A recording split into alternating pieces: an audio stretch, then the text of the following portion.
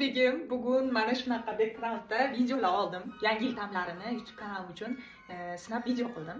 Yaqinda chiqadi va mana shu jarayonda sizga juda ham zo'r yangilik bilan chiqmoqchiman. Germaniyadagi o'zbek oyimlar sizga juda ham foydali bo'lishi mumkin. Aynan sizga tegishli bu yangiligim. Xo'p, Germaniyaga yaqinda kelgan o'zbek oyimlar yoki Germaniyada anchadan beri yashaydigan o'zbek oyimlar, farqi yo'q, siz uyda o'tirib qoldingiz va uyda turgan holatda pul ishlamoqchisiz.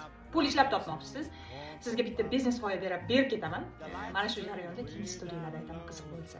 Biznes g'oya shunday iboratki, siz uyda turib zakazga shirinliklar, yeguliklar pishirib sotishingiz mumkin, zakazga olishingiz mumkin. Aytaylik, tortlar zakazga olib, tug'ilgan kunlarga, bayramlarga pishirib sotishingiz mumkin. Bu juda ham zo'r g'oya bo'ladi.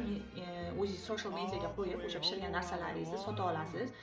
Har xil yo'llari bor. Men o'zim ham ma'lum bir muddat shunaqa qilib uyda turib shirinliklar pishirib sotganman, o'zbekona taomlar pishirib sotganman, olishadi odamlar. Va ammo degan joyi bor, o'sha shirinliklarni aynan Germaniyadagi kremlardan, Germaniyada bor narsalardan qanaqa qilib tayyorlash mumkin degan savol keladi. O'sha narsani siz kimdan o'rganishingiz mumkin?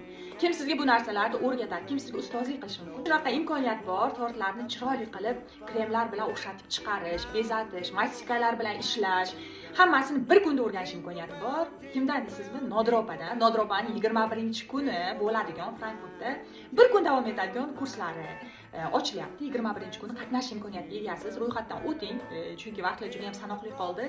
To'g'risi men anchadan beri vaqtim bo'lmaganligi sababli aloqaga chiqa olmadim. Buni mana shunaqa atmosferada aytishni xohladim bu yangilikni.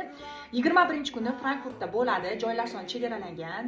Siz o'zbek oyimlar borib qatnashib, bir kunda tortni qanaqa qilib pishirish, qanaqa qilib kremini o'xshatish, qanaqa qilib bezatish, mastikalar bilan qanaqa qilib ishlash, hammasini bir kunda o'rganish imkoniyatiga egasiz. Bilasiz, bu narsalarni odamlar 1 oylab, 2 oylab o'rganadi. Siz bir kunda o'rganish imkoniyatiga ega bo'lib, o'zingiz uyda pishira olasiz va sotish imkoniyatiga ega bo'lasiz. Bu orqali o'zingizni biznesingizni ochishingiz hech gap emas.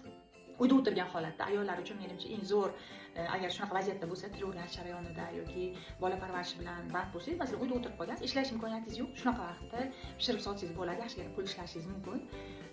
Mana shu imkoniyatdan foydalanib qoling. Mana Nodir opani o'zining ham pishirgan narsalarini bittada qo'yib ketdim. Juda ham zo'r qilib pishiradilar. Men o'zim ham qatnashgim kelyapti bu kursga. Imkoniyatim bo'lsa, balkim Frankfurtda 21-dekabr kuni ko'rishamiz va tort pishirish san'atlarini birgalikda o'rganamiz.